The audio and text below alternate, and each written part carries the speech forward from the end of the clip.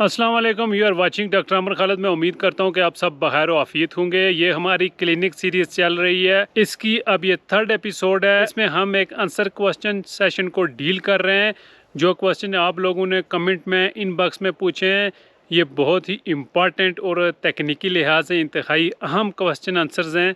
आपने ये ज़रूर सुनने हैं ताकि आपको अपना क्लिनिक ओपन करने, रन करने, उसे अपग्रेड करने में कोई मुश्किल ना हो, कानूनी हवाले से कोई मसला दरपेश ना हो। नंबर 1, रजिस्ट्रेशन के हवाले से पूछा गया कि इसके फ़ायदे नुकसानात क्या हैं, इसका प्रोसेस क्या है। तो इसके हवाले से मैं गाइड करता चलूँ। ये आपको लीगली सेव करती है। खुदा न खास्ता क्लिनिक में, हॉस्पिटल में कोई मिसहैप हो जाए, कोई ह्यूमन एरर हो जाए, कोई ऐसा इशू आपको दरपेश हो जाए, तो आपको जो कानूनी वाले से एक सेफ पैसेज देगा वो आपके क्लिनिक की रजिस्ट्रेशन और रजिस्ट्रेशन नंबर देगा। अगर आपका क्लिनिक रजिस्टर्ड हुआ तो जो अथॉरिटी होगी, जो पैनल बैठेगा तहकीकात के लिए, वो काफ़ी हद तक नरम रहेगा कि एक रजिस्टर्ड सेटअप में प्रैक्टिस हो रही है। और इसके साथ साथ मुख्तलिफ जो ऑर्गेनाइजेशंस हैं, बड़ी ऑर्गेनाइजेशंस हैं, जैसे bill and Melinda Gates foundation है, और इस लेवल की जो दुनिया की बड़ी ऑर्गेनाइजेशन है, जो थर्ड वर्ल्ड में, जो अंडर डेवलपिंग कंट्रीज़ में जाके रिसर्च करती हैं, रिसर्च सर्वे कंडक्ट करती हैं, वो जो रजिस्टर्ड क्लिनिक्स होते हैं उनको अपना हिस्सा बनाती हैं, उनको फंड्स एलोकेट करती हैं, उनको फैसिलिटेट करती हैं, उनको लॉजिस्टिक्स सपोर्ट प्रोवाइड करती हैं। तो बहुत ज़्यादा इसके बेनिफिट देखने में आ रहे हैं।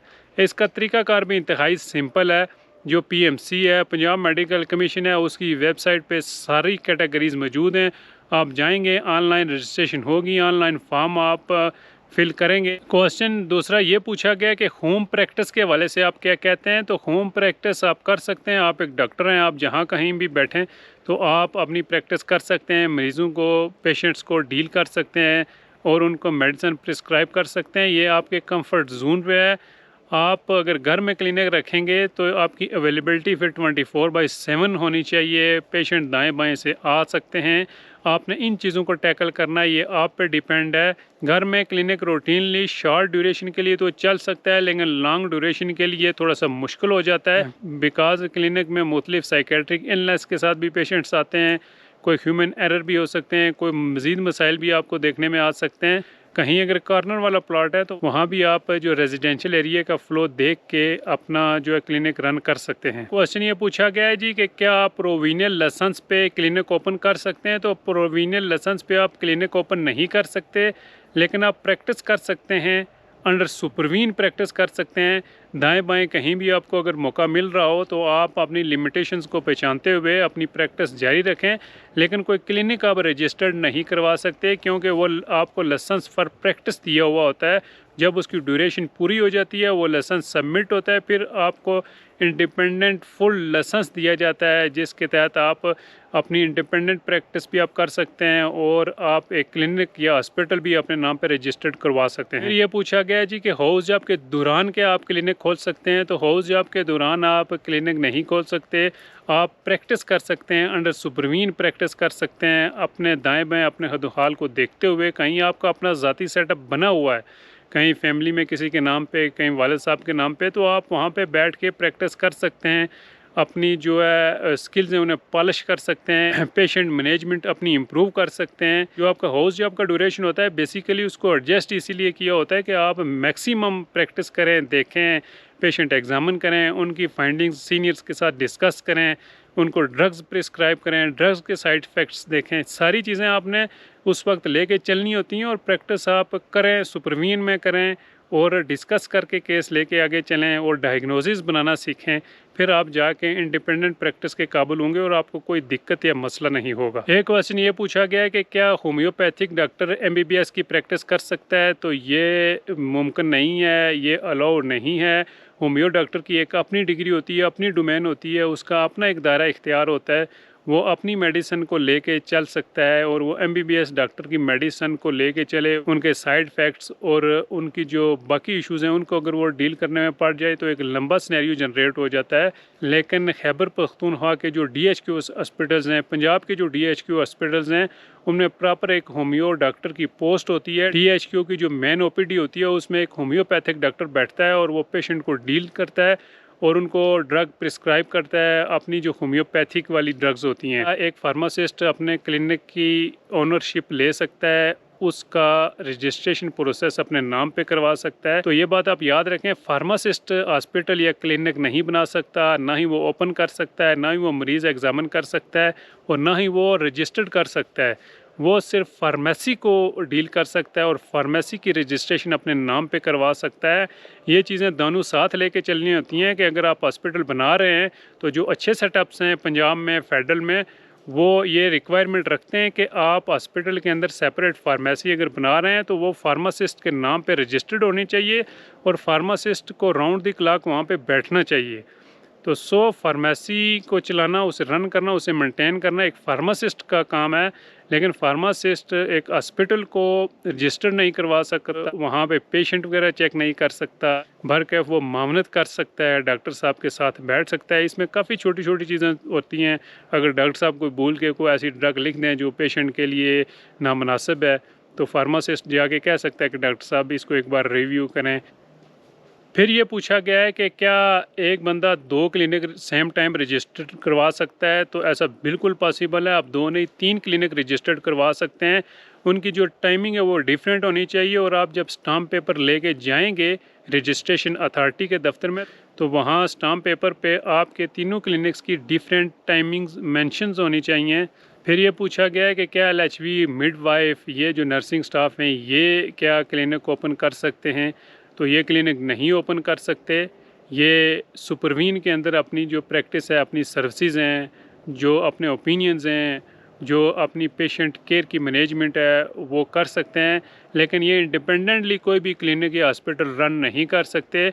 हाँ, उसके ओनर बन सकते हैं। आप ओनर बने, एक डॉक्टर हायर करें, डॉक्टर के नाम पे रजिस्टर्ड डॉक्टर को जो रजिस्ट्रेशन है या उसकी प्रेजेंस है या उसकी जो ड्यूटी आवर्स हैं, उन सब का मुआवजा दें जो रूटीनली मार्केट में चल रहा है। तो आप अपनी प्रैक्टिस जारी रखें, डॉक्टर साहब आपको सुपरवाइज़ करें, ताकि कोई भी ऐसा इवेंट हैपन ना हो जो कि आपके लिए, सोसाइटी के लिए, मरीज़ों के लिए एक नुकसान का बायस बने। एक सवाल ये भी पूछा गया है कि आप हॉस्पिटल या क्लिनिक पे कितना टाइम दे सकते हैं, देना चाहिए। तो ये आपके अपने कंफर्ट पे है, आपकी अपनी एनर्जी पे है, आपकी अपनी हिम्मत पे है, कॉन्फिडेंस पे आप कितना टाइम दे सकते हैं और कौन कौन से पेशेंट या उनकी मैनेजमेंट को आगे लेके चल सकते हैं। ये सोलोली आपकी अपने रिफ्लेक्सेस पे है। फिर मुझसे रजिस्ट्रेशन प्रोसेस के हवाले से पूछा गया है, इसके लिए कौन से डॉक्यूमेंट्स चाहिए। आपकी डिग्रीज़ वगैरह अटेस्टेड होनी चाहिए, आपके जो हाउस जॉब या जितने भी एक्सपीरियंस लेटर हैं वो आपके पास होने चाहिए। इसके साथ साथ जो स्टाम्प पेपर है उस पे आपका एग्रीमेंट होना चाहिए। आप एक डॉक्टर हैं और आप किसी इस सेटअप के ओनर के साथ कर रहे हैं, तो आप दोनों का एग्रीमेंट और आपका हेल्थ रजिस्टरिंग अथॉरिटी के साथ एक एग्रीमेंट जिसमें आप प्रॉमिस करते हैं कि कोई मैं इलीगल काम नहीं करूंगा और राउंड द क्लॉक अपनी प्रेजेंस मेंटेन रखूंगा, ये चीज़ें होनी चाहिए। फिर अक्सर कभी कभार जो दुकान मालकान के जो मालकाना हकूक़ और वो जो स्टाम्प या एग्रीमेंट आपने किया होता है वो भी साथ अटैच कर दें तो ज़्यादा फ़ायदा होगा। वहाँ आपके साथ जो स्टाफ काम कर रहा है उनकी जो डॉक्यूमेंटेशंस हैं, उनकी जो क्वालिफ़िकेशंस हैं, उनके सर्टिफिकेट वगैरह भी आपने अटैच करने होते हैं। ये आपके लिए फ़ायदा मंद रहेगा। मेडिसिन के वाले से पूछा गया है कि क्या क्लिनिक पे हम मेडिकल स्टोर चला सकते हैं। तो एक फुल फ्लैज बड़ा मेडिकल स्टोर जिस तरह आपने देखा है शाहीन डिवाटसन या इस तरह की चेन, आपको खोलने के लिए फुल लाइसेंस चाहिए होगा।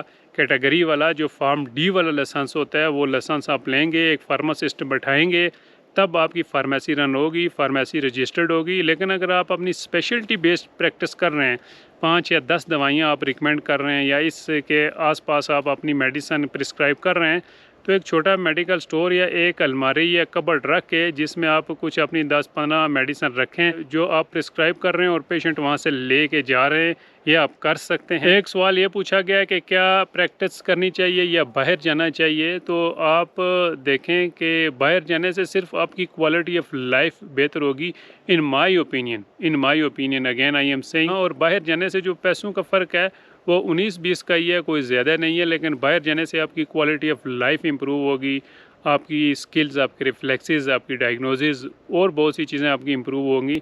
लेकिन अगर आपके जहन में ये है कि बाहर पैसे ज़्यादा हैं तो ये कोई इतनी बड़ी बात नहीं है। बाहर आप पैसे ज़रूर कमा सकते हैं लेकिन कुछ बहुत ज़्यादा नहीं कमाएंगे। को 19-20-22 का यही फ़र्क आपके आसपास रहेगा। और आप बाहर ज़रूर जाएं। मैं रिकमेंड करता हूँ, एक बड़ी नेशंस का हिस्सा बने, जो सिविलाइज्ड नेशंस हैं, जिनकी बुक्स हम पढ़ रहे हैं, जिनकी रिसर्च हम पढ़ रहे हैं। लेकिन अगर आप अपने कंट्री में भी हिम्मत करते हैं, हौसला रखते हैं, दिन रात मेहनत करते हैं, तो मैं ये आपको यकीन दिलाता हूँ कि आप यहाँ भी अपना लोहा मनवा सकते हैं। थर्मामीटर का पूछा गया है कि क्या ये मरकरी वाला रखना चाहिए या डिजिटल थर्मामीटर रखना चाहिए। तो मरकरी वाला थर्मामीटर मोर एक्यूरेट होता है। उसके लिए आप एक बोतल में स्पिरिट स्वैब को थोड़ा सा डिप करके रख लें और उसमें वो थर्मामीटर लगाए रखें। जब पेशेंट आपके पास आए तो उसके आर्म पिट में रखें। फिर टेम्परेचर लेने के बाद आप उसको स्पिरिट स्वैब से साफ़ करने के बाद दोबारा उसी बोतल में रख दें। इस तरह ये प्रैक्टिस ठीक रहेगी, एक आपकी स्टेलाइजेशन मेंटेन रहेगी और पेशेंट भी एक अच्छा महसूस करेंगे। डॉक्टर साहब साफ़ सुथरे इंस्ट्रूमेंट के साथ, साफ़ सुथरी मशीनों के साथ, साफ़ सुथरे औजारों के साथ हमारा मायना कर रहे हैं। बजट के हवाले से पूछा गया है, तो बजट के हवाले से जो हमारी पहली वीडियो है उसमें काफ़ी डिटेल बातें हुई हैं कि आपने पार्टीशन कैसे करनी है, डॉक्टर कैबिन कैसे बनाने हैं, एग्जामिनेशन रूम कैसे बनाने हैं। तो ये आपके ऊपर डिपेंड है, आप कितनी स्पेस को यूज़ कर रहे हैं, किस एरिए में बना रहे हैं, क्या जो है दुकानें मार्केटें आपके पास हैं या कहीं से माल उठा के लाना पड़ रहा है, आप कितना महंगा सामान ले रहे हैं, कितना एक्सपेंसिव इक्विपमेंट ले रहे हैं, अपने क्लिनिक की लुक आप एलीट क्लास बना रहे हैं या नॉर्मल बना रहे हैं। तो ये इस लेवल की बातें, तो ये एक फुल फ्लैज इंडिपेंडेंट स्टोरी है। आप अपने सारी चीज़ों को कैलकुलेट करें। फिर मुझसे पूछा गया कि इक्विपमेंट या सामान या जो गैजेट्स है ये कहाँ से लें। तो पहला प्रेफर्ड तरीका मैं आपको बताऊंगा, जो फर्नीचर वगैरह है आप OLX का विज़िट करें, वहाँ से भी चीज़ें काफ़ी अच्छी A+ कंडीशन में मिल जाती हैं। जो buy and sell Facebook groups हैं उनको विज़िट करें, वहाँ पे भी चीज़ें मिल जाती हैं। हमारा व्हाट्सएप ग्रुप है डॉक्टर हज़रात का, जिसमें 15,000+ डॉक्टर हज़रात मौजूद हैं। उनमें से कोई भी अपना क्लिनिक अगर अपग्रेड कर रहा हो या बंद कर रहा हो तो उनकी चीज़ें भी हमें अवेलेबल होती हैं, हम वो ग्रुप में मेंशन करते हैं। आप इन ग्रुप्स को ज्वाइन करें, आपको फ़ायदा होगा। इसके अलावा आप अपने दाएं बाएं भी देखते रहें कि कोई क्लिनिक क्लोज़ हो रहा है, अपग्रेड हो रहा है, कोई डॉक्टर साहब बाहर जा रहे हों, तो वो चीज़ें आप लगे हाथों ले लें, ये भी आपको फ़ायदा देगा। और इसके साथ साथ जो मेडिसिन कंपनीज़ आती हैं उनको भी आप इंगेज कर सकते हैं, वो भी पेशेंट केयर के लिए काम कर रही होती हैं। उनसे भी जो छोटी छोटी चीज़ें हैं जो वो दे सकते हैं वो आप डिमांड कर सकते हैं। फिर ये सवाल किया गया है क्या ECG मशीन और अल्ट्रासाउंड मशीन्स ये जो है रखना ज़रूरी है और ये हम कहाँ से परचेज़ करें। आपको ये कोशिश ये करनी चाहिए कि ये मशीनरी ज़रूर रखें, क्योंकि ये थोड़ा बहुत आपको बजट दे जाती हैं जिससे आपका गुजारा होता रहता है। 200-400-500 रुपये निकल आते हैं एक पेशेंट से, तो ये आप ज़रूर रखें। और इसके लेने के यही तरीका है, आप नज़र में रखें। हर सिटी में कुछ बंदे अल्ट्रासाउंड ECG मशीन को डील कर रहे होते हैं, वो बेच रहे होते हैं और उनके पास पुरानी नई सब मशीनें होती हैं और उनकी नज़र में ये भी होता है कि कौन से डॉक्टर साहब एक मशीन बेच रहे हैं, तो वो उसमें अपना मुनासिब मुनाफा रख के आपको भी दे सकते हैं। इसके अलावा बड़े सिटीज़ में बड़ी कंपनीज़ हैं, उनके साथ भी आप राब्ते में रहें, तो थोड़ा थोड़ा बजट बराबर करके ये मशीनें ज़रूर परचेज़ करें। उम्मीद है आज की ये वीडियो आपको पसंद आई होगी। क्लिनिक सीरीज़ हमारी कंटिन्यू, इससे अगली वीडियो में हम डिस्कस करेंगे कि आप एक प्रिस्क्रिप्शन जो है वो उसे कैसे मेंटेन रखें, उसे कैसे लिखें। प्रिस्क्रिप्शन से उस डॉक्टर साहब की पहचान हो जाती है, मरीज़ भी खुश होते हैं। अच्छी प्रिस्क्रिप्शन अगर लिखी हो, उसमें मेडिसिन को मेंटेन तरीके से लिखा हो, तो उस आर्ट के बारे में हम आने वाली वीडियो में इन डिटेल डिस्कस करेंगे। Thank you for watching.